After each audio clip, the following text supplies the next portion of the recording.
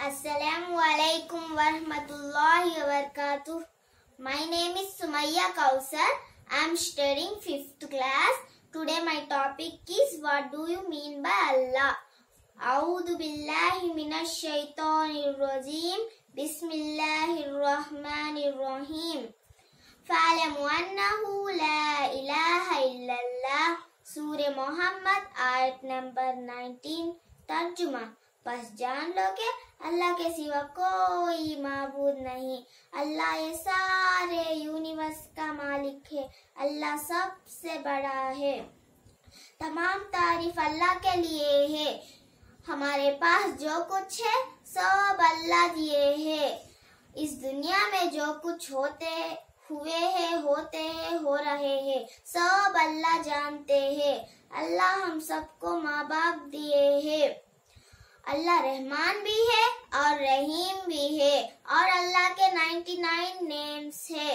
हम सब हमेशा अल्लाह का शुक्र अदा करना चाहिए। अल्लाह हर ऐब से पाक है। अल्लाह को ना ऊँघ आती है और ना नींद आती है। अल्लाह ना खाता है, पीता है, सोता है। अल्लाह को किसी की चीज की जरूरत नहीं है। अल्लाह दुनिया को, चांद को, सूरज को, सारे दुनिया को सिर्फ और सिर्फ 6 दिन में बनाया है। अल्लाह हम सबको बात करने के लिए जुबान दिया, देखने के लिए आँख दिया, सुनने के लिए कान दिया।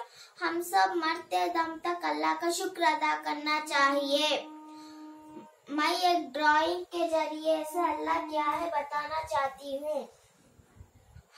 हमारे प्यारे नबी सल्लल्लाहु अलैहि वसल्लम फरमाए हैं कि इस तराजू के एक पल्ले में दुनिया रखा और दूसरे पल्ले में ला इलाहा इल्लल्लाह यानी अल्लाह का नाम रखा तो ला इलाहा इल्लल्लाह का पल्ला भारी होगा।